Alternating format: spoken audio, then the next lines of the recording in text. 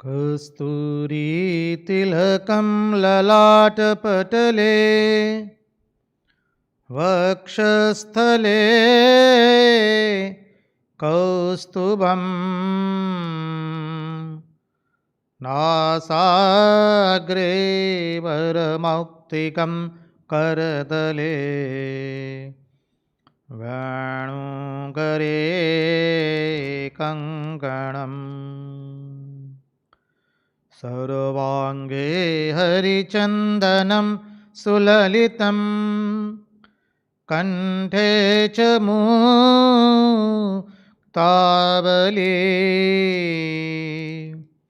गोपस्त्री परिवेष्टितो विजयदे गोपालचूडामणि।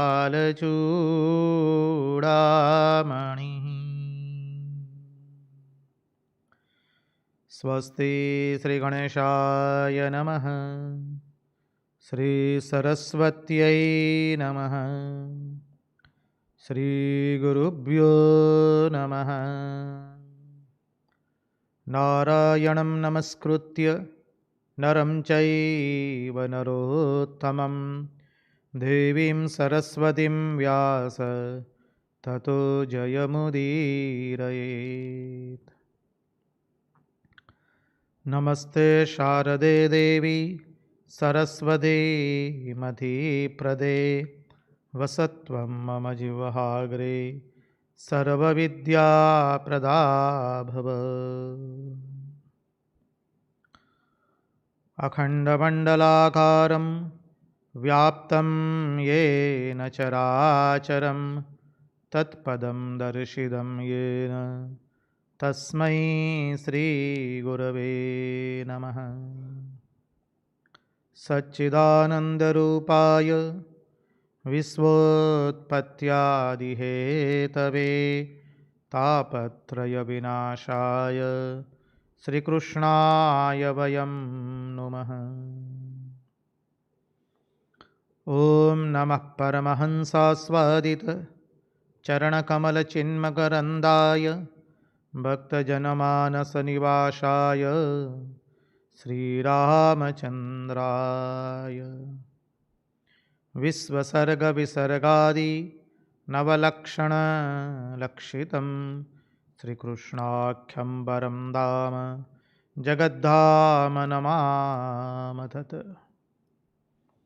ॐ स्थापकाय च धर्मस्य सर्वधर्मस्वरूपिणे अवतारवरिष्ठाय रामकृष्णाय ते नमः।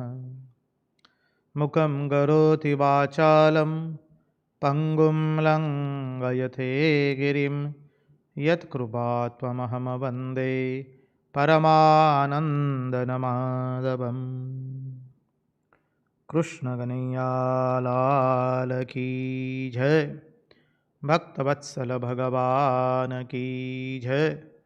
वृंदावन विहारी लाल की जय। भागवत भगवान की जय। भागवत भक्त भगवान की जय। भगवान श्री राम कृष्ण देव की जय। ओम नमो भगवते वासुदेवाय। नारायण नारायण नारायण नारायण। सर्वप्रथम हम पूज्यपाद स्वामी आदि भवानंद जी महाराज जी के चरणों में हमारे हृदयपूर्वक के प्रणाम निवेदित करते हैं। तत्पश्चात रामकृष्ण आश्रम राजकोट के अध्यक्ष पूज्यपाद स्वामी निखिलेश्वरानंद जी महाराज के चरणों में हम हमारे श्रद्धापूर्वक के प्रणाम निवेदित करते हैं। पूज्यपाद प्रभु सेवानंद जी महाराज, पूज्यपाद शंकरेशानंद जी महाराज एवं सभी सन्यासी महात्माओं के चरणों में एवं विरक्तों के चरणों में हमारे हृदयपूर्वक के प्रणाम हम निवेदित करते हैं। और इस दृश्य श्राव्य माध्यम से जो कोई भी इस भागवत रसामृत का रसपान कर रहा है, उन सब के हृदय में निवासित उस अनंत अखंड अविनाशी परब्रह्म परमात्मा को मुहुर्मुहुर वंदन करके आइए भागवत रसामृत के अंदर में हम अवगाहन करें। यं प्रव्रजन्तमनुपेतमपेतकृत्यं द्वैपायनो विरहकातर आजुहाव पुत्रेति तन्मयतया तरवोऽभिनेदु तं सर्वभूतहृदयं मुनिमानितोऽस्मि। तो विगत 2 दिन से हम आचार्योपासनम गुरु तत्व का चिंतन कर रहे थे। हमारे सबके शरीर पंच महाभूत से बने हैं। एक जिज्ञासु ने प्रश्न किया है रामकृष्ण कथामृत से उद्धृत करके, जहां पर श्री रामकृष्ण देव कहते हैं कि भक्तों के देह चिन्मय होते हैं। बात सही है, भक्तों के देह चिन्मय है। अब यहां पर प्रसंग का पार्थक्य समझना होगा। भक्त किसे कहते हैं हमने अनेकों बार चर्चा कर चुके हैं। श्रीमद् भगवद गीता के 12वें अध्याय के लक्षण जब आ जाए तब उसे हम भक्त कहेंगे। यहां पर श्री रामकृष्ण देव जिन भक्तों के चिन्मय देह के बारे में वर्णन करते हैं वो हमारे जैसे सामान्य साधक उपासक या भक्त नहीं है। ये भगवान के लीला अनुचर है और उस अवस्था पर पहुंच चुके हैं। उस अवस्था पर पहुंचना हमारे जीवन का लक्ष्य है। तो जैसे आंग्ल भाषा में कहते हैं let us begin from the beginning. हम प्रथम से ही शुरू करें, शून्य से शुरू करेंगे, आगे जाएंगे धीरे धीरे। तो ये हम जैसे साधकों के लिए, भक्तों के लिए है। जिन भक्तों का देह चिन्मय है वो अत्यंत उच्च कक्षा के भक्त है। वो भगवान के साथ जैसे प्रतिक्षण रमण करते हैं। भगवान के नाम में उनके मन में भगवान के अतिरिक्त और किसी का भी चिंतन होता नहीं है। जिनका पांव गलती से बेताल पड़ता नहीं है, जिनको प्रपंच का पूर्ण रूप से विस्मरण हो चुका है, ऐसे भक्त जो उस परम लक्ष्य को प्राप्त कर चुके हैं, ऐसे भक्त। तब आगे चले। अब 49वां अध्याय बाकी है, पूर्वार्ध का अंतिम अध्याय, 10वें स्कंद के पूर्वार्ध का 49वां अध्याय है। अक्रूर जी को भगवान हस्तिनापुर भेजते हैं। याद कीजिए उस प्रसंग को। अक्रूर जी ने भगवान की स्तुति की थी। भगवान उनके निवास पर पहुंचे। बलभद्र जी, उद्धव जी एवं अन्यान्य मंत्रियों सहित अक्रूर जी ने भगवान की सुंदर स्तुति की, उनका चरणोदक लिया। चरणोदक अत्र तत्र सर्वत्र छिटका। तत्पश्चात उद्धव अक्रूर जी ज्ञान मिश्रा भक्ति वाले भक्त है, इसलिए उस ज्ञान मिश्रा भक्ति से श्री कृष्ण की स्तुति करते हैं। अब श्री कृष्ण की स्तुति करने के बाद भगवान स्वयं कहते हैं, देखिए आप तो हमसे ज्येष्ठ है, हमारे चाचा जी है, ये जो आप कुछ भी कर रहे वो तो आपका बड़प्पन है। भगवान वो स्वयं देह नहीं है, वो जानते हैं। वो जीव नहीं है, वो जानते हैं। आचार्योपासनम में हमने ठीक से देखा कि वो कौन है। इस सिद्धांत को भगवान की लीलाओं के अंदर में हमें भूलना नहीं है। भगवान जहां कहीं पर भी अत्यंत दीनहीन बनते हैं, भगवान सबसे दीन बन सकते हैं। ये भगवान की विशेषता है। जीव दीन बनता नहीं है अहंकार के कारण, भगवान में अहंकार का राहित्य है, इसलिए भगवान अत्यंत दीन बनते हैं। हनुमान जी महाराज आकाश गमन कर सकते हैं। क्यों? क्योंकि हनुमान जी का नाम ही है, जिसने अपने मान का हनन कर दिया उसका नाम है हनुमंत। तो अध्यात्म राज्य में ऊपर कौन उड़ सकता है? जिसने अपने अहंकार को नष्ट कर दिया। और श्री रामकृष्ण देव ने अपने जीवन से अहंकार के राहित्य को इतना अद्भुत रूप से बताया है। जीवन में कभी मैं नहीं बोले। उच्च कुल में उच्च वर्ण में जन्म हुआ था, परंपराओं का वहन किया। जब परमार्थ की यात्रा में ऐसे गलाडूब हो गए और जब भगवान की व्याकुलता की आंधी चली तो सब आचार विचार कहाँ चले गए उन्हीं को मालूम नहीं। और उच्च वर्ण उच्च आश्रम के अहंकार का त्याग करने के लिए मेहतर के घर का शौचालय 6 माह तक साफ करते हैं, और वो भी अपने केश से, मस्तिष्क के केश से मेहतर का शौचालय साफ करते हैं। अब इतना तो हम नहीं कर पाएंगे। श्री रामकृष्ण देव ने जो दिखाया अपने जीवन से अद्भुत दिखा दिया है। मां और ठाकुर स्वामी जी ये त्रैमूर्ति ने जो अपने जीवन से उच्च आदर्श को हमको दिखाया है, वो हमारे लिए क्या है? ठाकुर जैसे कहते हैं, मैंने एक सांचा तैयार कर दिया है, अब तुम अपने आप को उसमें ढाल दो। हम जितना ढाल सके। इसलिए भगवान हमारा केशव भगवद गीता में कहता है, क्या कहते हैं केशव? स्वल्पमप्यस्य धर्मस्य त्रायते महतो भयात्। इस धर्म का थोड़ा भी अनुसरण करेंगे तो हम सबसे बड़े भय से मुक्त हो जाएंगे। देखिए, कोरोना की महामारी के, वैश्विक महामारी के अंतर्गत हम सब लोग आज विगत 76 दिन से श्रीमद् भागवत महापुराण का सत्संग कर रहे हैं। हमने थोड़े ही धर्म का अनुसरण किया, स्वल्पमप्यस्य धर्मस्य। हमने अनुसरण तो अल्प मात्रा में ही किया है, लेकिन हमको बड़े से बड़े भय से भगवान मुक्ति दिलाते हैं। स्वल्पमप्यस्य धर्मस्य त्रायते महतो भयात्। यह धर्म के अनुसरण का फल, यह सत्संग का फल।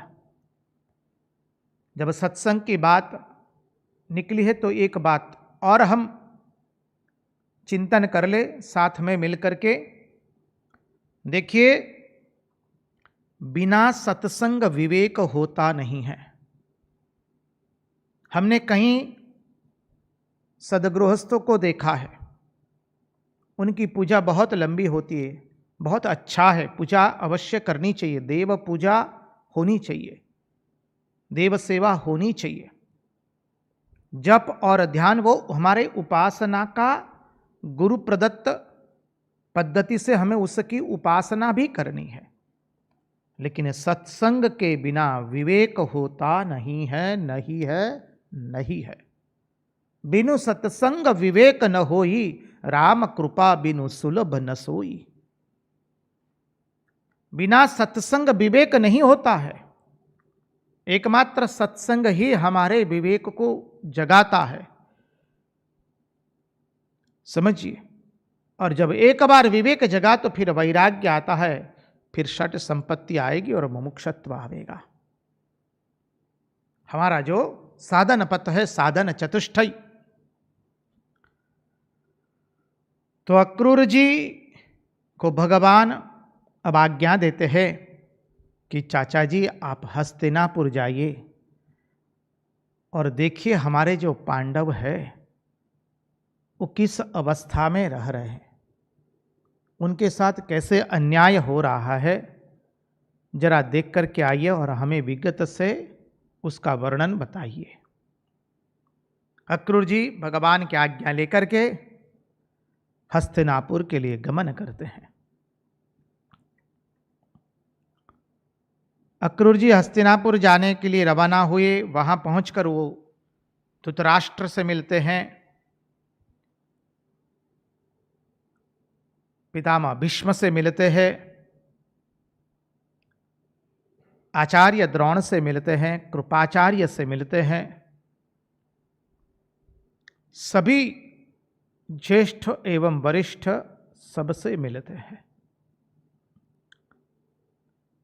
पांडवों के प्रभाव को सहन न करने के कारण दुर्योधन उनके साथ किस तरह से अन्याय कर रहा है वो भी उन्होंने देखा।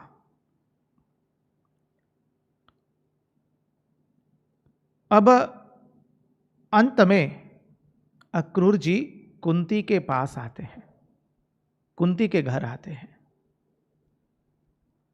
और अक्रूर जी कुंती को आकर पूछते हैं, उनकी खबर अंतर पूछते हैं, आप कैसे हैं? और अक्रूर जी को देखकर कुंती अत्यंत दुखी हो जाती है। उसे लगा आज बहुत दिनों के बाद जैसे मेरा कोई अपना संबंधी आया है हस्तिनापुर में। कुंती मां कहती है, देखो आप लोग तो मुझे लगता है जैसे हमको भूल ही गए हैं। अब ये भी याद रखिए, मां कुंती जो है वो वसुदेव जी की बहन है। उसका जन्म भी मथुरा में ही हुआ है। वो तो कुछ कारणवश अन्य किसी के पास गोद में चली गई थी और उसका पांडु से ब्याह हुआ। इसलिए मां कुंती कहती है, आप अपनी बहन को ही भूल गए हैं क्या?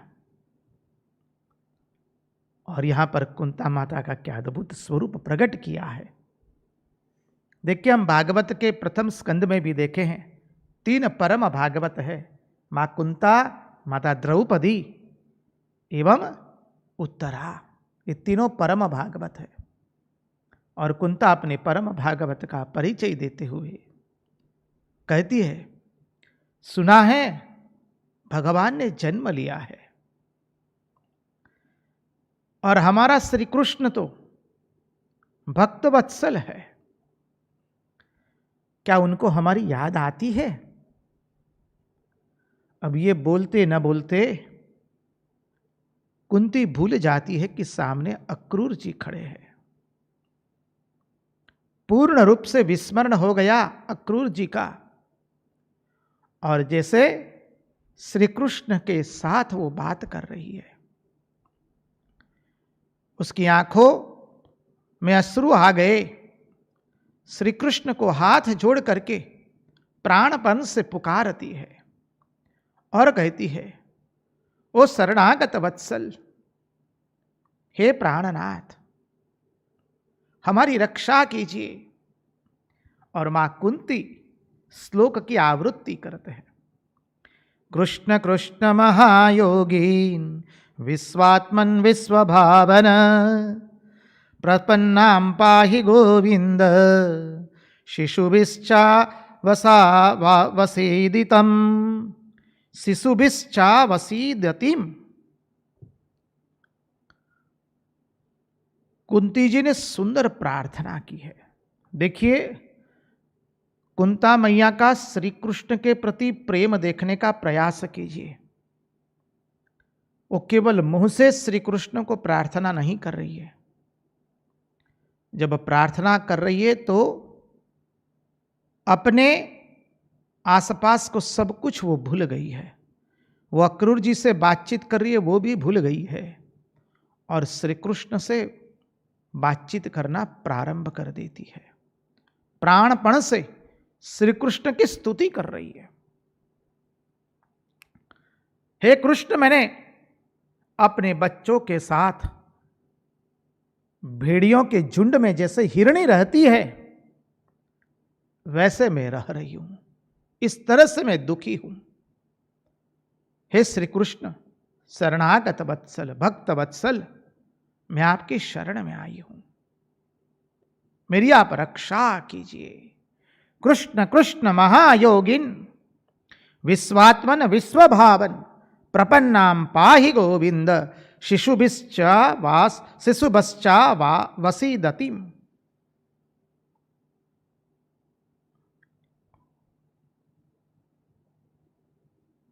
कुंती माता ने स्तुति की है, श्री कृष्ण के साथ वो एक हो गई है। भगवान को कहती है हम आपके शरणागत वत्सल है, आप शुद्ध है, बुद्ध है, मुक्त है, ब्रह्म है आप, मैं आपकी शरण में आई हूं, कृपा करके मेरी संतानों के साथ मेरी रक्षा कीजिए, हम आपके शरणागत वत्सल है। जब माता कुंती ने भगवान श्री कृष्ण की इस तरह से स्तुति की, थोड़ी देर के पश्चात माता कुंती ने अपने नेत्रों से अश्रुओं को पोंछा है। इतने में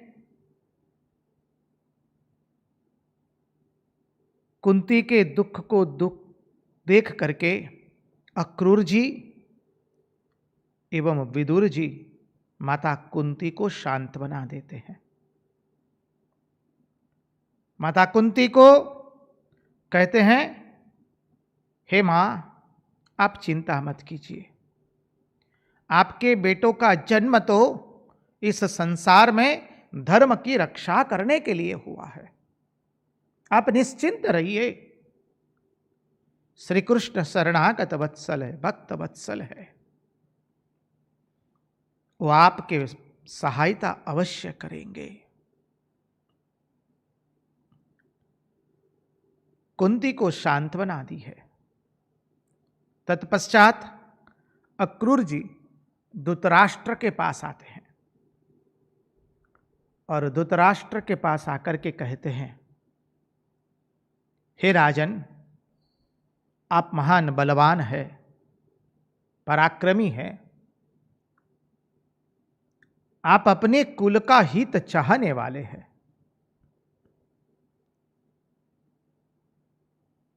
आप अपने पुत्रों के मोह में पड़ करके पांडु पुत्रों के साथ इस तरह का जो व्यवहार कर रहे हैं पक्षपातपूर्ण, वो योग्य नहीं है। इस संसार में कौन हमेशा रहता है? अकेले ही आए हैं और अकेले ही जाना है। संसार उसी का नाम है, कोई आ रहा है, कोई जा रहा है। यहां एक और घोड़ा दूल्हे पे चढ़ रहा है तो एक और किसी का जनाजा उठा जा रहा है, एक और वाह वाह है तो एक और आंसू भरी आह आह है। संसार इसी का नाम है। देखिए, हम अकेले आए हैं, अकेले जाना है। जब आए थे तब भी अकेले आए थे, और जब इस संसार को त्याग करके जाना होगा तब भी हम अकेले ही जाएंगे। नहाले धोले सजले साजन के घर जाना है, फिर वहां से वापस नहीं आना है। संत कबीर का बहुत सुंदर दोहा है ये। अकेले आए, अकेले जाना है, और इस संसार में आकर के हमने अपने मैं और मेरे के मोह में पड़ करके हमने सबसे आसक्ति बनाई, और जब आसक्ति बनाई तो हमारे हृदय में धर्म रहा नहीं। यही बात धृतराष्ट्र कहते हैं। अक्रूर जी धृतराष्ट्र को उपदेश दे रहे हैं। देखिए, संसार कोई ईंट पत्थरों का संसार बना हुआ नहीं है। संसार क्या है? अहमता एवं ममता, इसी का नाम संसार है। हमने परिच्छिन्न वस्तु को मैं कर करके, देश काल वस्तु को, परिच्छिन्न वस्तुओं को मैं करके अपने अहंकार से युक्त कर दिया। इसी का नाम अभिमान भी है। आ जाएगा। कंस का अर्थ देखेंगे तात्विक, तब आवेगा ये। इसलिए माता कुंती के चिंता करके अक्रूर जी धृतराष्ट्र को कह रहे हैं, देखिए हम अकेले आए हैं, अकेले जाना है, इसके बीच में ये खाने पीने वाले लोग हमें राग द्वेष से जुड़ा देते हैं और दूसरों को नष्ट भ्रष्ट कर देते हैं। जिनको अपने स्वार्थ को सधना है वो दूसरे के घर में कलह लगा करके भी अपने स्वार्थ सिद्धि को प्राप्त होते हैं। राजन, आपको ये गद्दी तो पांडु से मिली है, आप पांडु पुत्र से जो पक्षपात पूर्ण व्यवहार करते हैं वो उचित नहीं है।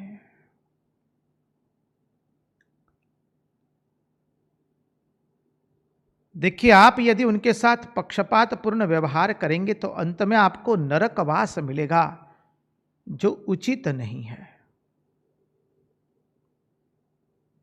वहां बहुत दुख भुगतना पड़ेगा। इसलिए आप संसार को स्वप्नवत मानिए, स्वप्न माया मनोरथम समझिए। ये सपना है, ये माया का खेल है, उसके अंदर में आप रह रहे हैं तो आप इस संसार को अपना मत मानिए, मेरा मत मानिए।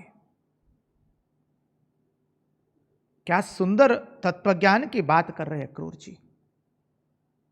हमने भी यही कर दिया, इस संसार को मैं और मेरा मान लिया है।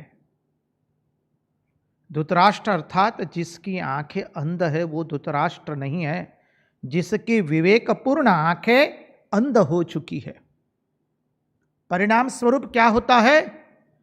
धृतराष्ट्र के हृदय के अंदर में राग द्वेष भर गया है। जब राग द्वेष हृदय में आ जाता है तो हम चाहते हुए भी धर्म का अनुसरण नहीं कर पाते हैं। क्या हम चाहते नहीं है कि हम धर्म का अनुसरण करें? हम सब लोग चाहते हैं कि हम धर्म का अनुसरण करें, लेकिन हमारा हृदय में बैठा हुआ वह राग द्वेष हमें पक्षपात कराता है। जिसके प्रति हम राग करते हैं अर्थात प्रीति करते हैं, उसका अधर्म भी हमें धर्म लगता है, और जिससे द्वेष करते हैं उसका धर्म भी हमें अधर्म लगता है। तो जब हृदय के अंदर में भगवान की जगह, हृदय में धर्म की जगह राग द्वेष बैठ गया, इसलिए भागवत के प्रथम स्कंद में पूछा गया है 6 प्रश्न जो पूछे थे। अंतिम प्रश्न आप लोग याद कीजिए, अपने मानस पटल पर थोड़ी स्मृति को ले आइए। हमने इसका चिंतन किया था, धर्मः कम शरणम गतः, धर्म किसकी शरण में गया है? तो धर्म तो हृदय में रहता है, अब हृदय में धर्म नहीं रहा, अब हृदय में तो राग एवं द्वेष हो गया है। परिणाम स्वरूप यह जीव जो है चाहते हुए भी धर्म का अनुसरण नहीं कर पाता है।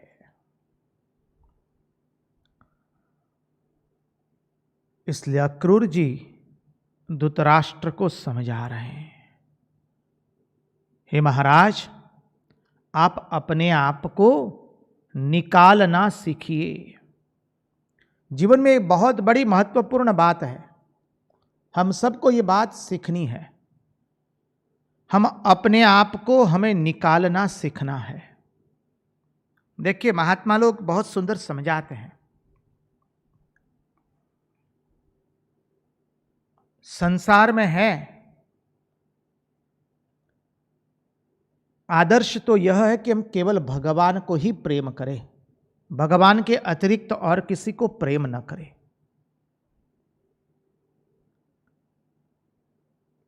अब आदर्श के बाद थोड़ी छूट दी गई। छूट क्या दी गई? अच्छा ठीक है भाई, आप किसी से प्रेम करते हैं तब तक तो ठीक है, आप अपने आप को निकाल पाएंगे, क्योंकि जीवन में प्रवृत्ति एवं निवृत्ति दोनों आनी चाहिए। केवल प्रवृत्ति रही तो हमारी दुर्दशा कैसे होगी? जिस तरह से अभिमन्यु की मृत्यु हुई उस तरह से हमारी भी बेहाल मृत्यु हो जाएगी। हमें प्रवृत्ति करते करते निवृत्ति सीखना है, और ये प्रवृत्ति सबके साथ आनी चाहिए। संबंधों में भी प्रवृत्ति करते करते वहां से निवृत्ति करना सीखना है। जब संबंध अच्छे हैं तभी वहां से धीरे धीरे निवृत्ति कर लेनी है। संबंध में, बाह्य प्रवृत्ति में भी, हमारे जीवन के प्रत्येक क्षेत्र में जहां जहां हम प्रवृत्ति करते हैं वहां से हाथ निकालना पड़ेगा हमको। तो महात्मा लोग समझाते हैं, जब तक हम किसी से प्रेम करते हैं तब तक हम अपने आप को बचा सकते हैं, लेकिन जिस वक्त हमें पता चल गया कि सामने वाली व्यक्ति हमको चाहती है, बस फिर हमारे निकलने का मार्ग बंद हो चुका है। जब हमारे मन में यह भाव आ गया कि सामने वाली व्यक्ति मुझे बहुत अधिक चाहती है, फिर हम अपने आप को निकाल नहीं पाएंगे। अपने मन में यह भाव मत आने दीजिए कि कोई हमें चाहता है। हम चाहते, ठीक है, थोड़ा पांव लिपस गया है, कोई असुविधा नहीं, वापस हम कोई सहारा लेकर खड़े हो जाएंगे। लेकिन जब हमें पता चल गया कि सामने वाली व्यक्ति हमें बहुत चाहती है, फिर हमारे लिए उठने का कोई रास्ता नहीं है, अपने आप को वहां से निकालने का कोई रास्ता नहीं है। और यही होता है, समझिए, संसार में अधिकांश हम प्रवृत्ति में से निवृत्ति में क्यों जा नहीं पाते हैं? क्योंकि हम समझते हैं कि सामने वाला बहुत अधिक हमें चाहता है। इसलिए यहां अक्रूर जी धृतराष्ट्र को उपदेश दे रहे हैं, आप ऐसा मत समझिए कि आपको कोई चाहता है, क्योंकि धृतराष्ट्र से निवृत्ति करानी है। अनेकों विध रूप से अक्रूर जी धृतराष्ट्र को उपदेश दे रहे हैं, समझाने का प्रयास कर रहे हैं। आपके हृदय में रागद्वेष आने के कारण आप कौरवों के प्रति पक्षपात कर रहे हैं और पांडवों के प्रति दुर्व्यवहार कर रहे हैं। आपका व्यवहार पक्षपातपूर्ण हो चुका है।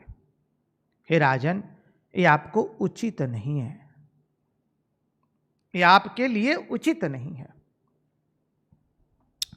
धृतराष्ट्र ने सब सुना। देखिए, जब विवेक खत्म होता है तो क्या अवस्था होती है। धृतराष्ट्र ने कहा कि मुझे भी तृप्ति नहीं होती है सुन करके, लेकिन जानते हो अक्रूर, तुम्हारे इस वचनों का मेरे पर कोई असर नहीं हो रहा है। मैं सुन रहा हूं, लेकिन उसको हृदय में धारण नहीं कर पा रहा हूं। मैं उसको हृदय में धारण नहीं कर पा रहा हूं।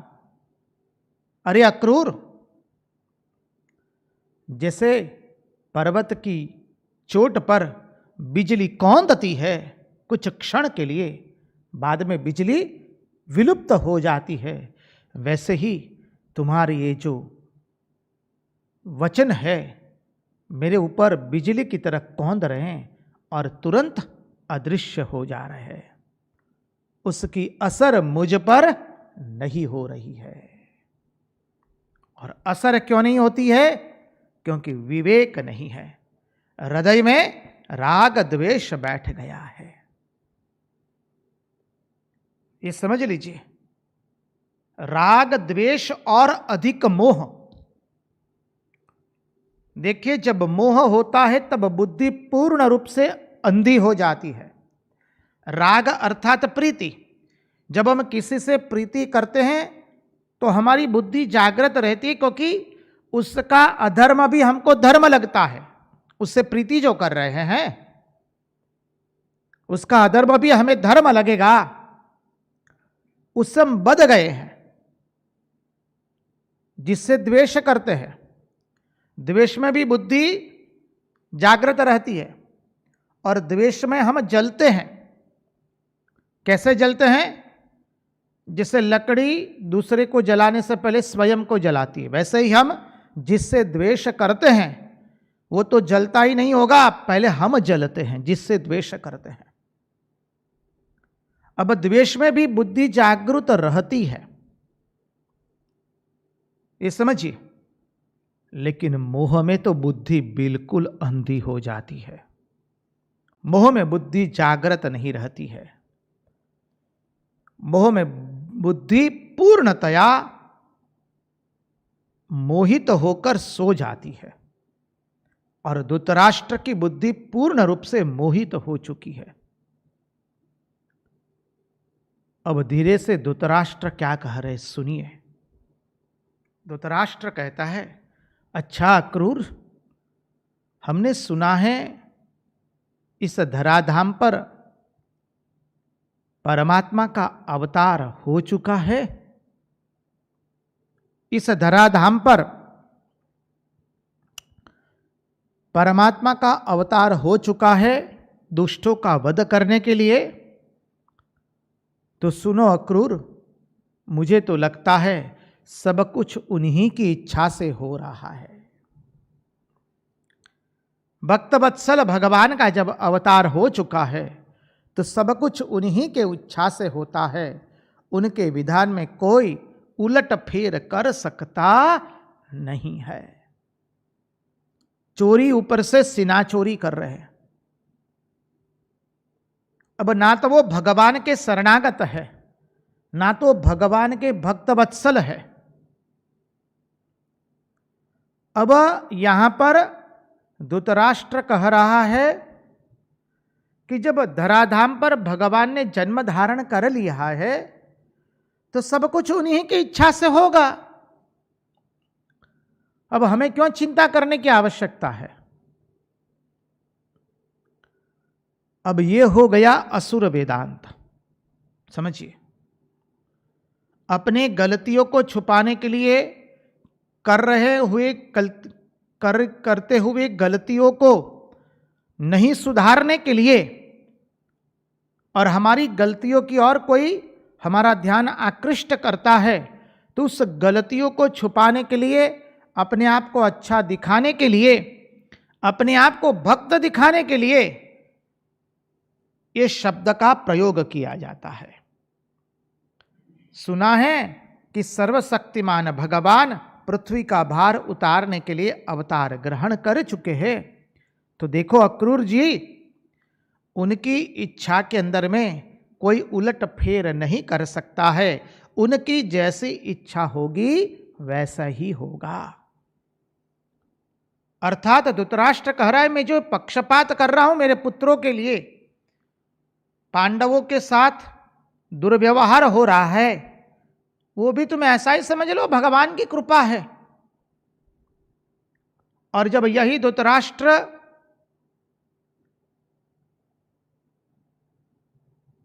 अर्जुन हस्तिनापुर के साथ जो युद्ध हुआ है कुरुक्षेत्र के रण मैदान में, वहां अर्जुन ने अपना गांडीव रख दिया, श्री कृष्ण ने उसको गीता का उपदेश किया।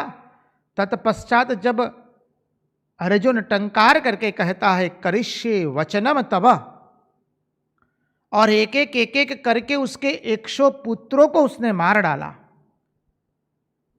इस युद्ध के अंदर में अर्जुन ने मार डाला, मानी अर्जुन ने कितने सारे योद्धाओं को मार डाला। पितामह भीष्म को बाण संज्ञा ग्रस्त कर दिया। भीम ने धृतराष्ट्र के पुत्रों को मार डाला एक एक करके, केवल 18 दिन के अंदर में। द्रोणाचार्य का शरीर चला गया, वध हो गया, कंस का वध हो गया, क्षमा कीजिए, कर्ण का वध हो गया, और इतनी बड़ी भारी सेना को ध्वस्त कर दिया गया। तब धृतराष्ट्र यह नहीं कहता है। धृतराष्ट्र के पात्र से हमें एक और समझना है। जब हस्तिनापुर का राज्य पांडवों के हाथ में आया, तब एक दिन ये प्रसंग आता है, धृतराष्ट्र श्री कृष्ण से पूछते हैं, मैंने ऐसा कौन सा पाप किया था पूर्व जन्म में कि मेरे 100 पुत्र इतने तुरंत मर गए? एक तरह से देखे तो एक साथ जैसे मरे, कतिपय दिन में 100 पुत्र मर गए।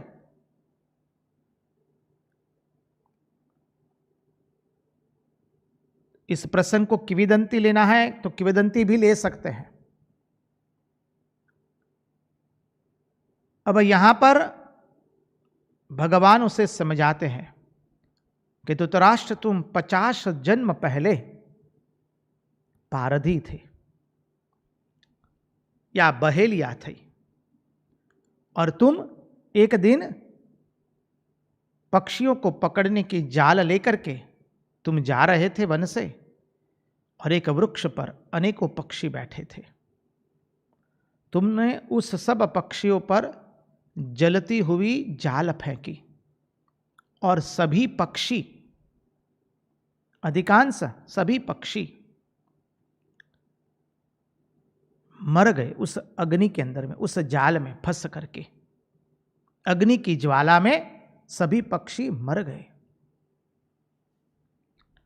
जो पक्षी बच गए, उड़ गए, वो सब अंधे हो गए।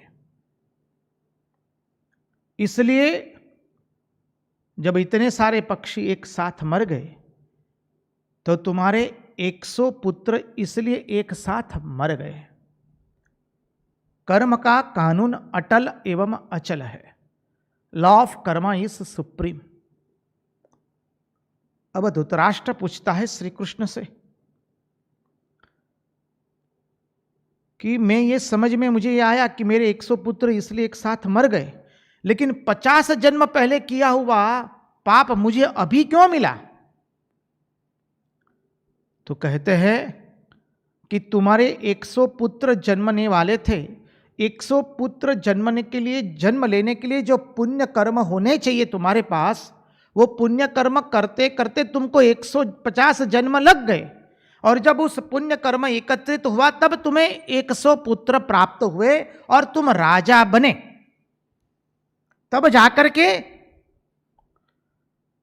तुम्हारे 100 पुत्रों का जन्म हुआ और वो एक साथ मरे, और तुम जन्म से अंधे हुए, क्योंकि तुमने सभी पक्षियों को अंधा कर दिया। कुछ पक्षी बच गए, जाल से निकल गए, वो सब अंधे हो गए आग की ज्वाला से, इसलिए तुम्हें जन्म से अंधापा मिला।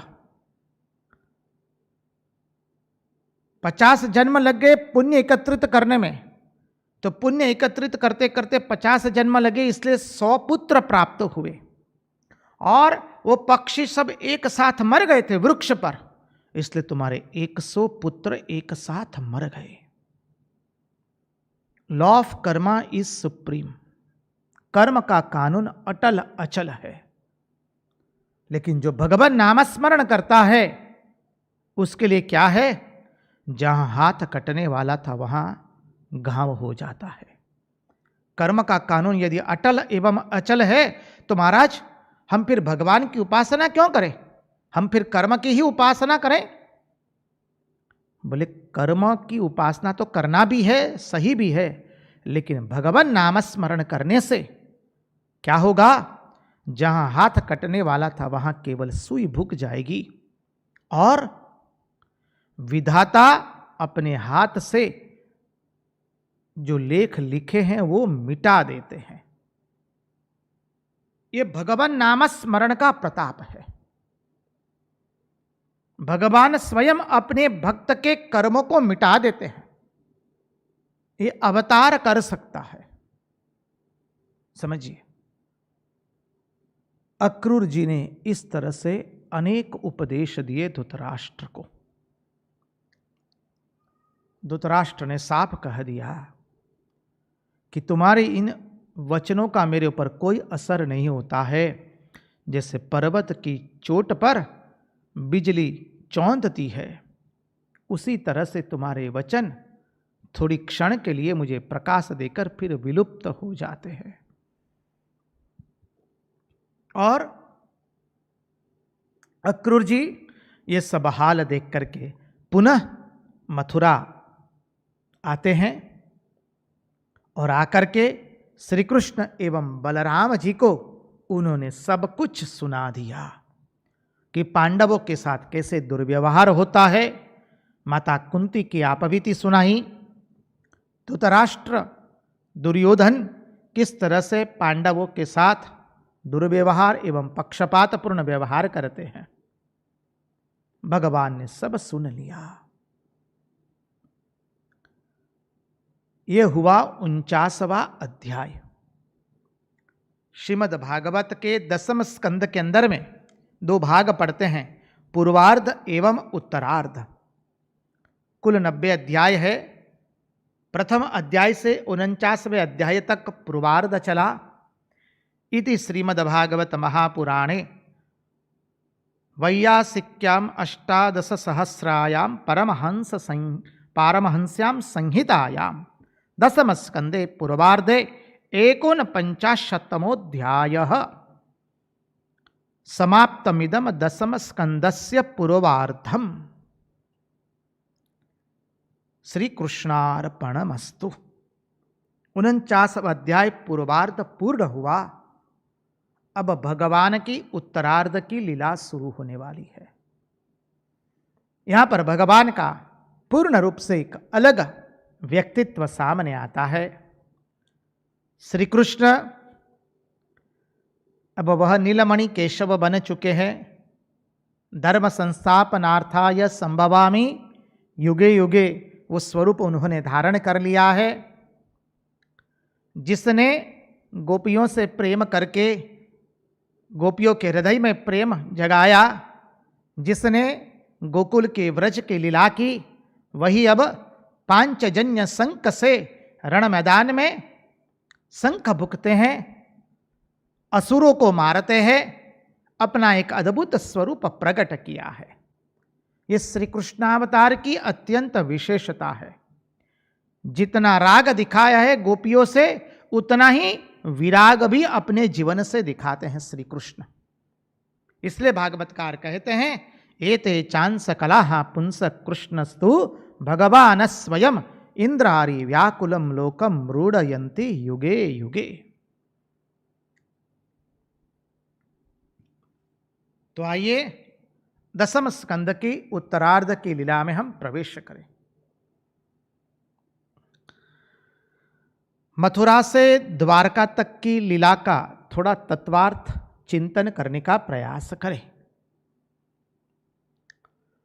देखिए, मथुरा के नागरिक पहले तो कंस के उपद्रव से पीड़ित थे और कंस के अत्याचार से बचने के लिए, कंस से बचने के लिए भिन्न भिन्न राज्यों में वो चले गए। भिन्न भिन्न राजाओं एवं संबंधियों का उन्होंने आश्रय लिया था। अब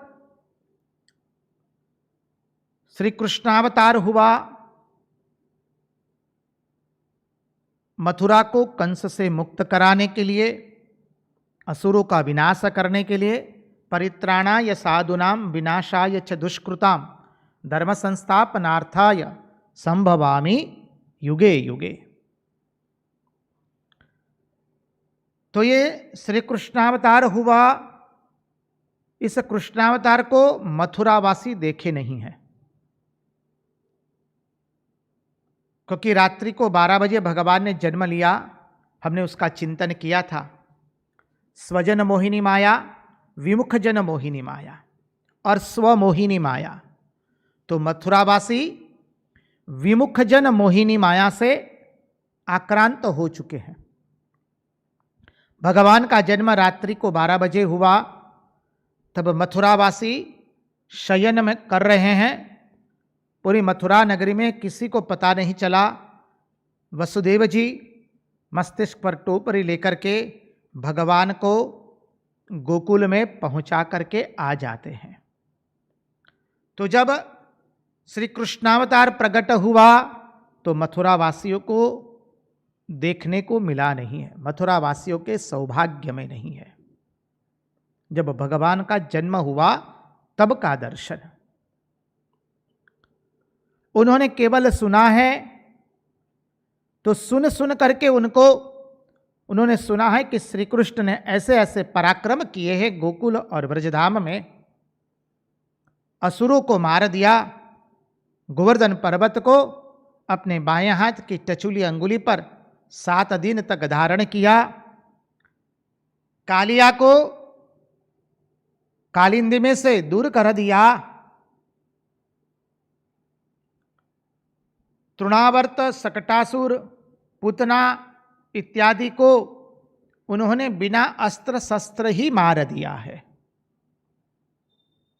और कंस को सामने उन्होंने जो पराक्रम दिखाया, चाणूर और मुष्टिक का वध किया, कुवलयापीड़ हाथी का उन्होंने खेलते ही खेलते वध कर दिया।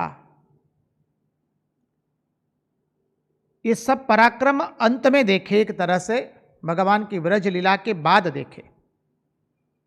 तो किसी किसी को सुनने में आता था कि भगवान का जन्म हो चुका है, तो ये बात श्रवण करने पर किसी किसी को विश्वास हुआ है और किसी किसी को विश्वास नहीं हुआ है। श्रद्धावान लभते ज्ञानम। अब कंस वध के अनंतर श्री कृष्ण ने क्या किया, सबको मथुरा में बुला लिया। जो यदुवंशी राजाए लोग चले गए थे मथुरा से, उन सबको वापस श्री कृष्ण ने मथुरा में बुलवाया। सत्सम्मान संपत्ति उनको आनंद प्रमोद के साधन दे करके उनको मथुरा में स्थापित किया। उनको अनेक सुख सुविधादि संपन्न हुए। जो बूढ़े थे वो सब जवान हो गए। अब सिर्फ मथुरा वासियों को तो भोग तो मिला, भगवान ने वापस उनको पुनः मथुरा में बुलाया, उनको सुख सुविधाएं दी, साधन संपन्न किए। सब मथुरा वासियों को भोग मिला, किंतु श्री कृष्ण का योग नहीं मिला है। ध्यान देना है, महात्मा लोग बहुत सुंदर समझाते हैं। मथुरा वासियों को भोग तो मिला, लेकिन योग नहीं मिला है। देखिए, आपत्ति और विपत्ति आने पर अपने हितैषी रक्षक पर हमारी दृष्टि जाती है। जब भी आपत्ति विपत्ति आती है, तो मथुरा पर जब आपत्ति विपत्ति आई, तब मथुरा वासियों की दृष्टि केवल श्री कृष्ण के पर ही जाती है। अब देखिए, मथुरावासियों को भोग मिला, परंतु श्री कृष्ण का योग नहीं मिला। इसीलिए मथुरा के पर जरासंध का आक्रमण होता है। और ये जरासंध ने 17 बार मथुरा पर आक्रमण किया। भगवान ने 17 बार उसको पराजित किया। एक बार काल यवन को लेकर के आया, और 18वीं बार तो क्या किया उसने जब 18वीं बार आक्रमण किया, तब शिव बल, धर्म बल, यज्ञ बल से परिपुष्ट होकर के उसने आक्रमण किया है।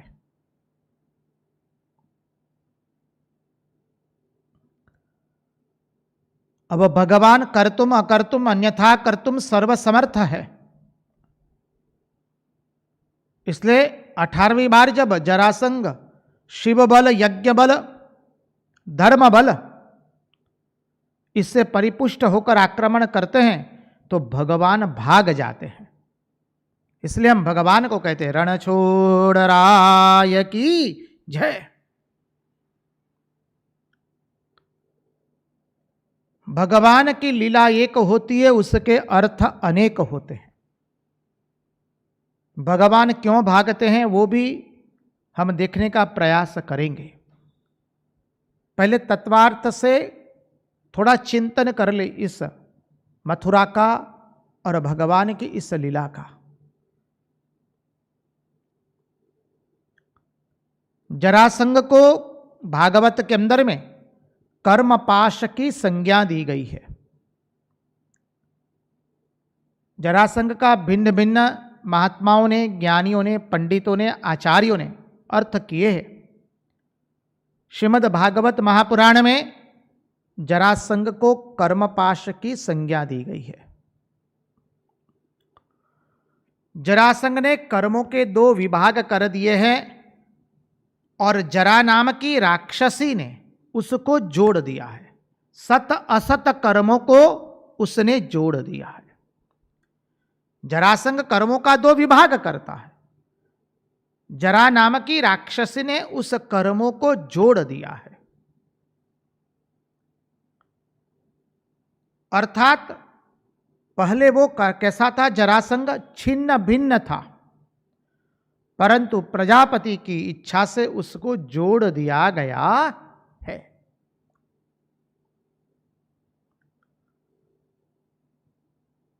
ये जरासंध जो है उसकी 2 पुत्रियां हैं, 2 कन्याएं हैं। एक है अस्ति और दूसरी है प्राप्ति। अस्ति का अर्थ है अभी तक मुझे इतना प्राप्त हुआ है, उसका नाम हुआ अस्ति। प्राप्ति अर्थात अभी मुझे इतना प्राप्त हो गया और आगे भविष्य में इतना मुझे प्राप्त होने वाला है। इस तरह की जिसकी दृष्टि रहती है, जिसके मन में सर्वथा यही चलता रहता है कि मुझे इतना मिला और भविष्य में इतना मिलने वाला है,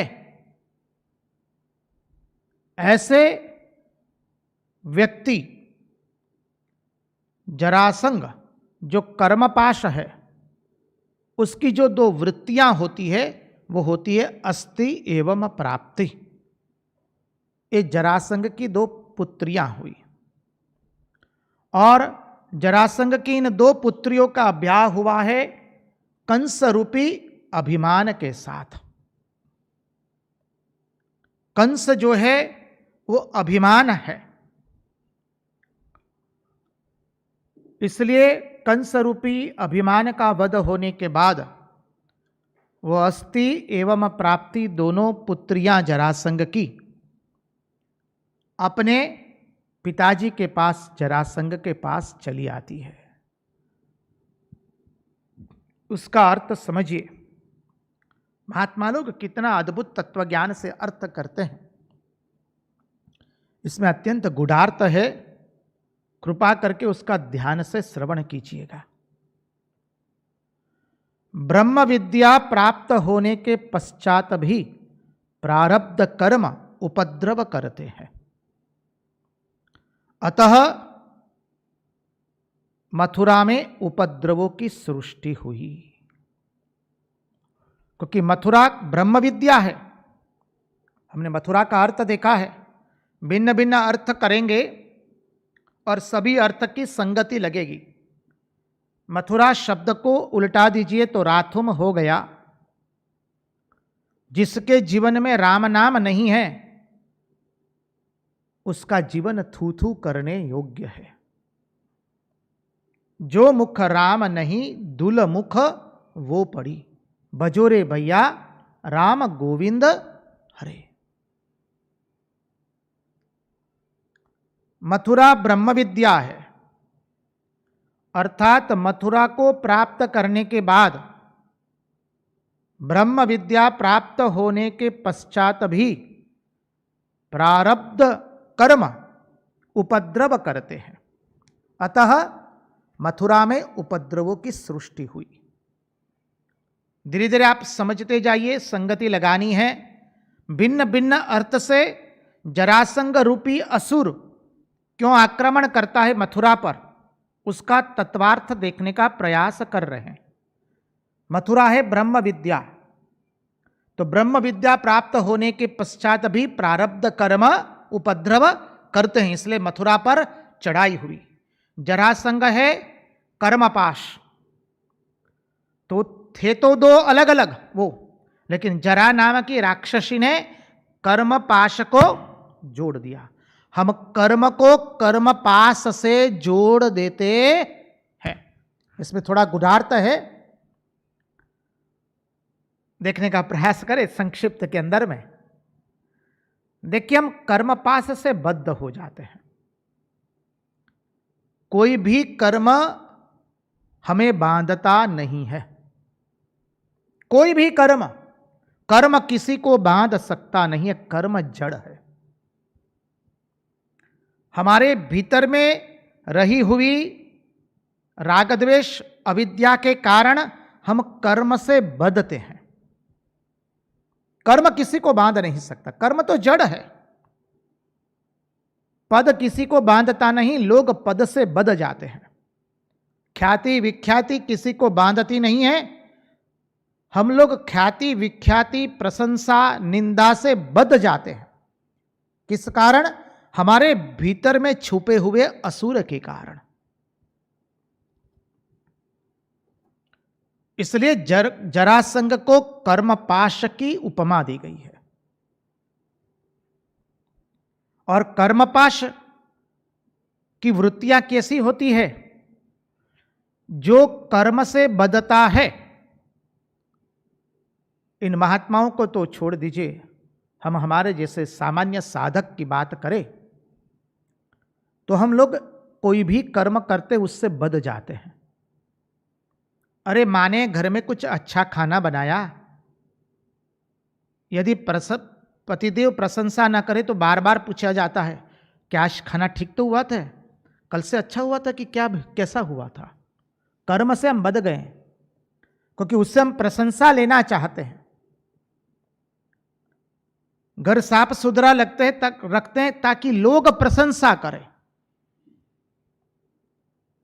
व्याख्यानकार व्याख्यान पूर्ण होने के बाद लोगों से पूछता है, अच्छा लगा ना, कैसा लगा, पिछली बार हुआ था उससे अच्छा हुआ ना। वो क्या है? प्रवचनकार व्याख्यानकार अपनी प्रशंसा से बंध गया है, कर्मपाश से बंधा है वो। हम कर्म करते हैं, हमारे भीतर में छुपे हुए असुर वृत्ति के कारण, ये समझना पड़ेगा। और वो असुर वृत्ति हमें कर्म पास से जकड़ती है। भजन गाने वाले व्यक्ति कहती है, अच्छा भजन गाते हैं कि नहीं हम? अरे बहुत अच्छा गाते हैं। प्रवचनकार कहता है, हमारा प्रवचन अच्छा लगा, भागवत अच्छी लगी आपको। गृहिणी गृह साफ रखती है, घर अपना साफ रखती है, प्रशंसा के कारण पतिदेव प्रशंसा करेंगे, अतिथि लोग प्रशंसा करेंगे। अब ये सब कर्म पास में जकड़ने का है। कर्म करने का ना नहीं है, कर्म तो करना ही पड़ेगा। कर्म किए बिना हम एक क्षण के लिए रह नहीं सकते हैं। तो कर्म कैसे करना है? उद्देश्य प्रधान कर्म बनाना है। भागवत धर्म, यही भागवत धर्म का कर्मयोग में स्वामी विवेकानंद पुनः पुनः प्रतिपादन करते हैं। हमें कर्म करना है। कैसे कर्म करना है? हमारा कर्म उद्देश्य प्रधान होना चाहिए। उद्देश्य क्या है? मनुष्य जीवन का उद्देश्य ईश्वर को चाहना, ईश्वर को प्रेम करना। उसी चीज को स्वामी विवेकानंद अपनी वैज्ञानिक भाषा में कहते हुए कहते हैं, each soul is potentially divine, the goal is to manifest this divinity. प्रत्येक मनुष्य के अंदर में उस दिव्यता अंतर्निहित है, उस दिव्यता का प्रकटीकरण करना ही हमारे जीवन का लक्ष्य है।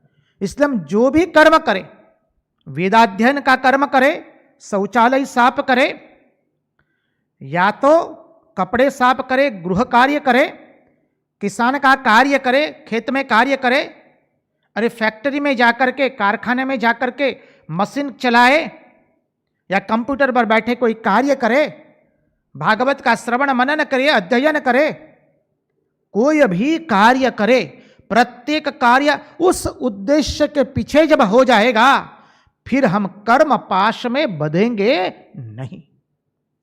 जब कार्य उद्देश्य प्रदान नहीं होता है, और वो भी कौन सा उद्देश्य? एकमात्र अपनी दिव्यता का प्रकटीकरण करना, या तो इस कार्य करने के पीछे उद्देश्य एक ही है, हमें भगवान की प्राप्ति हो। ये कार्य हम भगवान के चरणों में पूजा करके, पूजा के रूप में हम निवेदित करते हैं।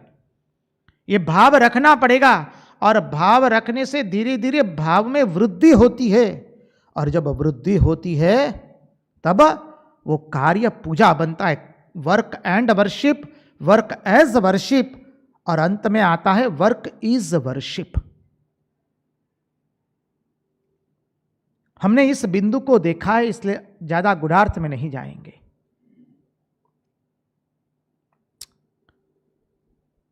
तो इसलिए जरासंध को श्रीमद् भागवत के अंदर में कर्म पाश की उपमा दी गई है। और जब हमारे मन में ऐसी भावना होती है, राग द्वेष के कारण हम कर्म करते हैं, तो हमारे मन में दो वृत्तियां सतत घूमती रहती है। अभी तक मुझे इतना प्राप्त हुआ है और भविष्य में इतना प्राप्त होगा, अस्ति एवं प्राप्ति।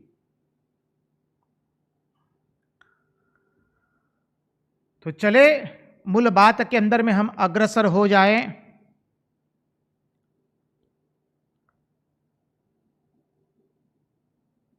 कि ब्रह्म विद्या प्राप्त होने के पश्चात भी प्रारब्ध कर्म उपद्रव करते हैं, और मथुरा में उपद्रवों की सृष्टि हुई। अब उस उपद्रवों को कैसा निराकरण करते हैं, वो एक छोटे नाम संकीर्तन या भजन के पश्चात हम देखने का प्रयास करेंगे। आइए थोड़ा नाम संकीर्तन करेंगे, भगवान नाम स्मरण करेंगे।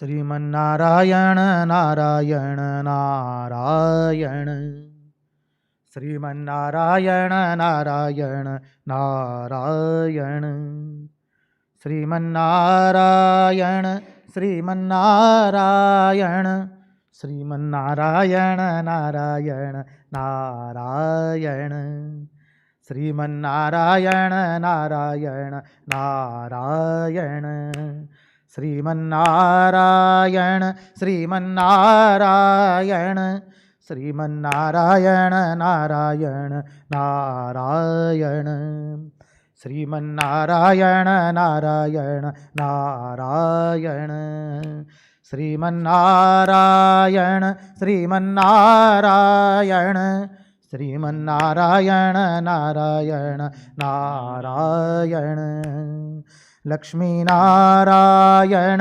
बदरीनारायण, लक्ष्मीनारायण बदरीनारायण, श्रीमन्नारायण नारायण नारायण, श्रीमन्नारायण नारायण नारायण, श्रीमन्नारायण श्रीमन्नारायण, श्रीमन्नारायण श्रीमन्नारायण, श्रीमन्नारायण नारायण नारायण, श्रीमन्नारायण नारायण नारायण, श्रीमन्नारायण श्रीमन्नारायण, श्रीमन्नारायण नारायण नारायण, श्रीमन्नारायण श्रीमन्नारायण, श्रीमन्नारायण नारायण नारायण, श्रीमन्नारायण नारायण नारायण, कृष्ण नारायण सर्वनारायण, कृष्ण नारायण सर्वनारायण, जय नारायण नारायण नारायण, कृष्ण नारायण सर्वनारायण, जय नारायण नारायण नारायण, श्रीमन्नारायण श्रीमन्नारायण, श्रीमन्नारायण नारायण नारायण, हर नारायण सर्वनारायण, हर नारायण सर्वनारायण, जहाँ देखो वहाँ नारायण नारायण, जहाँ देखो वहाँ नारायण नारायण, श्रीमन्नारायण श्रीमन्नारायण, श्रीमन्नारायण श्रीमन्नारायण, श्रीमन्नारायण नारायण नारायण, श्रीमन्नारायण नारायण नारायण, जय नारायण हर नारायण, जय नारायण हर नारायण, जय नारायण नारायण नारायण, जय नारायण नारायण नारायण, सर्वनारायण नारायण नारायण, सर्वनारायण नारायण नारायण, जहाँ देखो वहाँ नारायण नारायण, जहाँ देखो वहाँ नारायण नारायण, जय नारायण सर्वनारायण, जय नारायण सर्वनारायण, श्रीमन्नारायण नारायण नारायण, श्रीमन्नारायण नारायण नारायण, कृष्ण कन्हैया लाल की जय।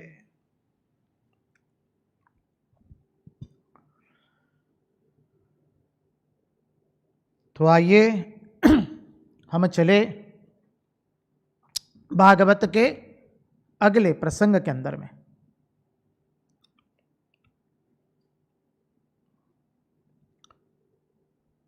जब ब्रह्म विद्या प्राप्त होने के पश्चात भी जब प्रारब्ध कर्म उपद्रव करते हैं,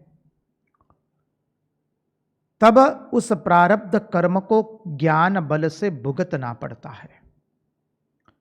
ज्ञान से अज्ञान की निवृत्ति होती है, परंतु प्रारब्ध दुख की निवृत्ति के लिए ज्ञान बल ही आवश्यक है। इसलिए जब मथुरा पर जरासंध ने आक्रमण किया, तब बलभद्र जी जो है वो बलवान है और श्री कृष्ण ज्ञानवान भी है, बलवान भी है। इसलिए दोनों ने मिल करके जरासंध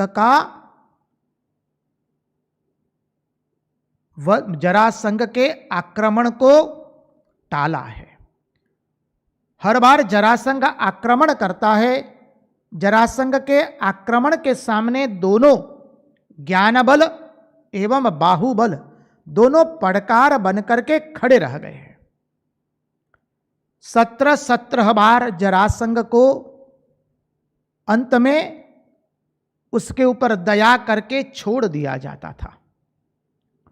आप कहेंगे महाराज भगवान क्यों जरासंध को छोड़ रहे? वो चाहते तो उसको एक ही बार में खत्म कर सकते थे।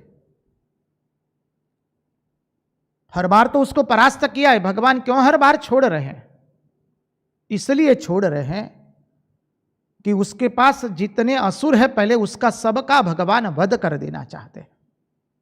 नहीं तो एक जरासंध का वध कर देंगे तो उसकी सेना में जितने असुर है वो अन्यत्र थोड़े असुर दूसरी जगह चले जाएंगे। तो भगवान सब असुरों का पहले नाश करना चाहते हैं, और जरासंध को तो वो स्वयं मारना नहीं चाहते हैं, उसको तो अन्य के हाथों मरवाना चाहते हैं भगवान। भगवान की लीला एक होती है, उसके अर्थ अनेक होते हैं। संकट मथुरा पर कितने आए, लेकिन देखिए श्री कृष्ण का हास्य जो था, श्री कृष्ण का प्रसन्न चित्त हास्य, श्री कृष्ण के आनंद स्वरूप के अंदर में एक क्षण के लिए भी कोई कमी नहीं आई है। श्री कृष्ण अपने स्वरूप से एक क्षण के लिए भी किंचित मात्र भी विचलित नहीं हुए हैं। मथुरा पर आक्रमण अनेक आए, 17 बार आक्रमण कोई सामान्य वस्तु नहीं है।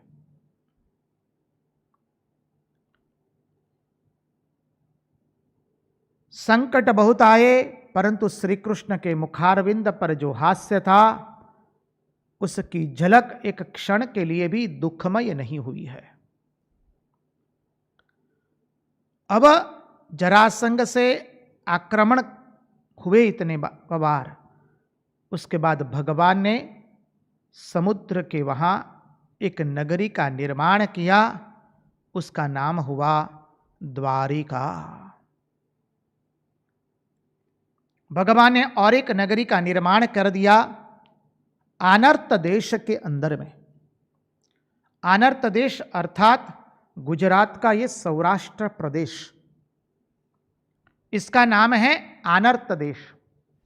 आनर्त देश का अर्थ समझिए, जहां पर लोगों के अंदर में नृत्य की प्रधानता होती है उसे आनर्त देश कहते हैं। इसलिए सौराष्ट्रवासी नृत्य प्रधान है।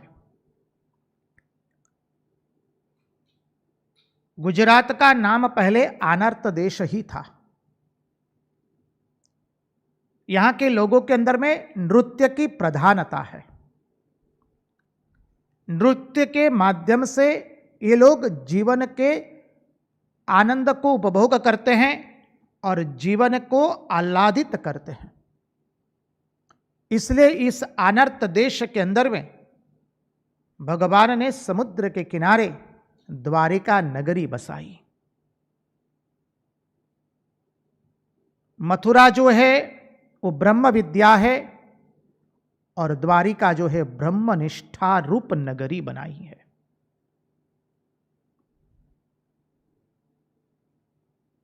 द्वारिका का अर्थ समझे, जिसके प्रत्येक द्वार ऊपर ब्रह्म अवस्थित है उसको कहते हैं द्वारिका।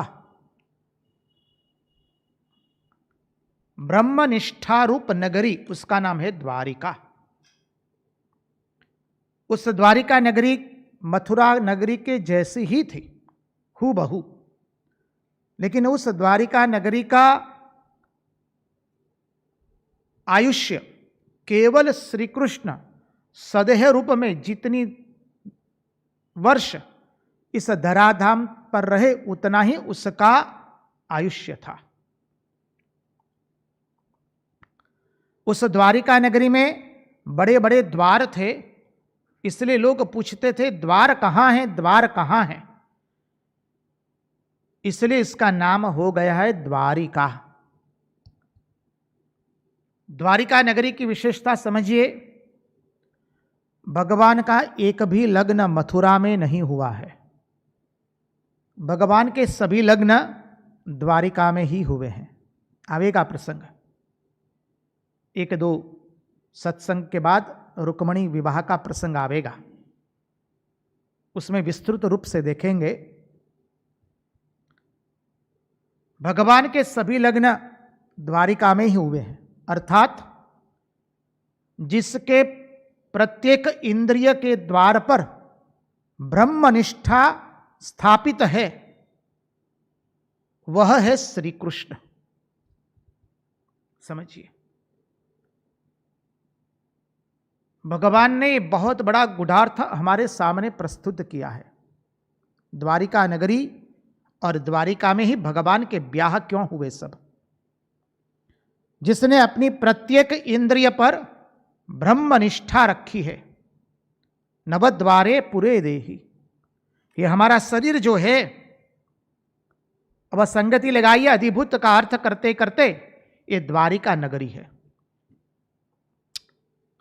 ये मथुरा नगरी है, ये द्वारिका नगरी है।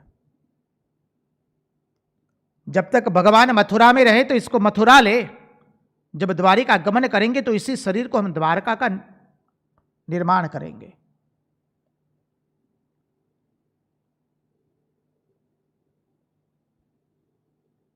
अब देखिए, मथुरा के अंदर में लोगों को सुख संपत्ति तो प्राप्त हुई, लेकिन भगवान का योग प्राप्त नहीं हुआ है।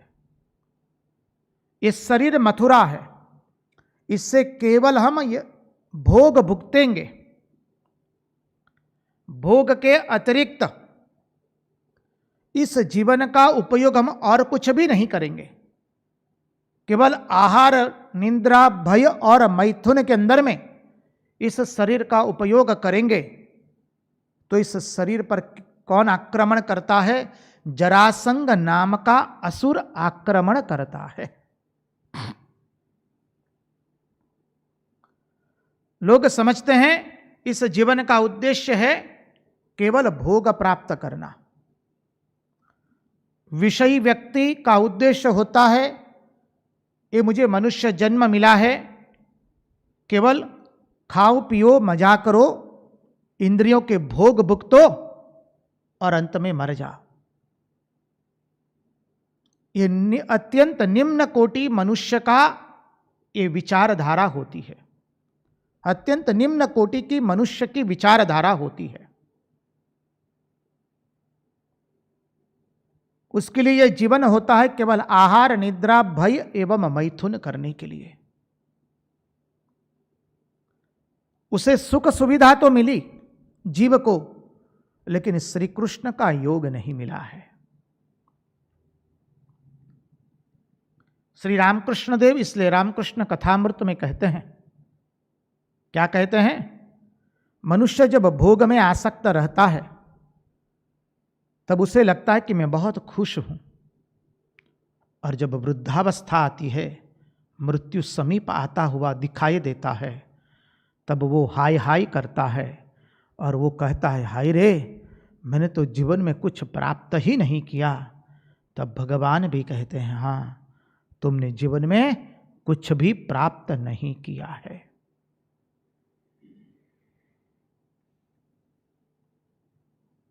तो ये शरीर मथुरा है।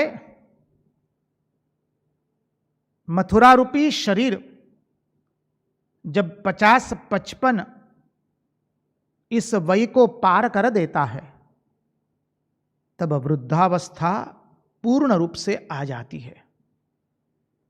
वृद्धावस्था की शुरुआत 40 से हो जाती है। वृद्धावस्था पूर्ण रूप से आ जाती है 50-55 के बाद। हम ये जो समय है ना, थोड़ा बढ़ा करके आप लोगों को बोल रहे हैं।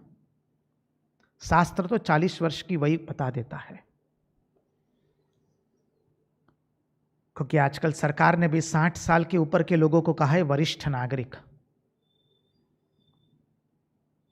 तो आप अधिकांश लोग ऐसा समझते हैं हम 60 के हुए तब जाकर वृद्ध होते हैं, कतई नहीं। 40 वर्ष के पश्चात हमारे कोई भी अंग का विकास होता नहीं है। 50-55 के बाद घुटनों में दर्द भी शुरू हो जाता है, आंखों में कम दिखाई देता है, शरीर में आसक्ति आती है। अब समझना है कि जरासंध ने आक्रमण कर दिया है। सुख सुविधा तो मिली इस शरीर को, भोग प्राप्त किए, आहार, निद्रा, भय और मैथुन के। अब जरासंध आक्रमण कर रहा है। तब क्या करना है? बाहर की प्रवृत्ति को कम करके, धीरे धीरे बाहर की प्रवृत्तियों को बंद करके भीतर की प्रवृत्तियों को शुरू करना है। 50-55 के बाद अपनी प्रवृत्तियों को धीरे धीरे हमें समेटना है, बाह्य प्रवृत्तियों को, और उपासना मूलक प्रवृत्ति को बढ़ाना है। बाह्य प्रवृत्ति जो हाथ पैर चलाते हैं, 60 वर्ष के पश्चात तो सरकार भी कह देती आप वरिष्ठ नागरिक हो गए, आप अब सेवानिवृत्त हो चुके हैं। सेवानिवृत्त के बाद और किसी सेवा में जुड़ जाना यदि आवश्यक न हो तो जुड़ना जरूरी नहीं है। आप यदि परमार्थ के यात्री है तो हमें बाह्य प्रवृत्ति को कम करके भीतर की प्रवृत्तियों को बढ़ाना है। हम केवल प्रवृत्ति करते रहेंगे और निवृत्ति नहीं करेंगे तो हमारी अवस्था वह होगी जैसे सुबह से निकला कोई व्यक्ति रात में घर में लौटता नहीं है। जब लौटता नहीं तो उसके घर के लोग चिंतित हो जाते हैं, थाने में जाकर के शिकायत दर्ज करा देते हैं कि हमारे घर वाले सुबह से गए, शाम को वापस नहीं आए। उनको भागेड़ू घोषित कर दिया जाता है, जिसे आप अंग्रेजी में कहते हैं एब्सकॉन्डेड। वैसे ही हम यदि प्रवृत्ति करते करते निवृत्ति में नहीं प्रविष्ट होते हैं तो हमारी भी वही अवस्था है, एक भागेड़ू की तरह। हमारी अवस्था वह अभिमन्यु की तरह रहेगी, जो प्रविष्ट करना जानता है, प्रविष्ट होना जानता है, प्रवेश करना जानता है, लेकिन बाहर निकलना जानता नहीं है। अश्वत्थामा की तरह हमारी अवस्था होगी, ब्रह्मास्त्र छोड़ना जानता है पर ब्रह्मास्त्र को वापस लेना जानता नहीं है।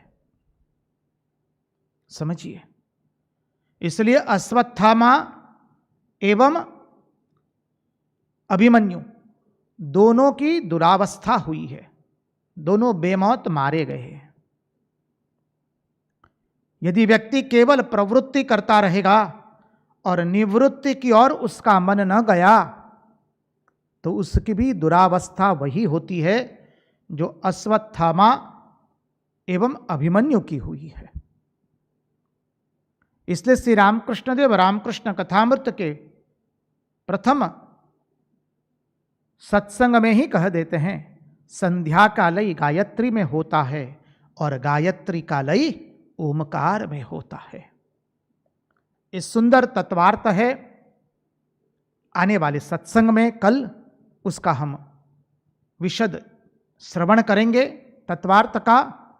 आज उन्हीं की वाणी उन्हीं के चरणों में समर्पित करते हुए, भगवान से प्रार्थना करते हुए, प्रभु हमें प्रवृत्ति से निवृत्ति की ओर ले जाना। हम प्रवृत्ति ही इसलिए करें कि हम निवृत्ति में अग्रसर होए और हमारे मन की मति, गति और रति आपके चरणारविंद में बनी रहे। इसी प्रार्थना के साथ कृष्ण कन्हैया लाल की जय, भक्तवत्सल भगवान की जय, वृंदावन बिहारी लाल की जय, द्वारिकाधीश की जय, रणछोड़ राय की जय, सब संतन की जय, सब भक्तन की जय। ओम नमः पार्वती पतये, हर हर महादेव हर।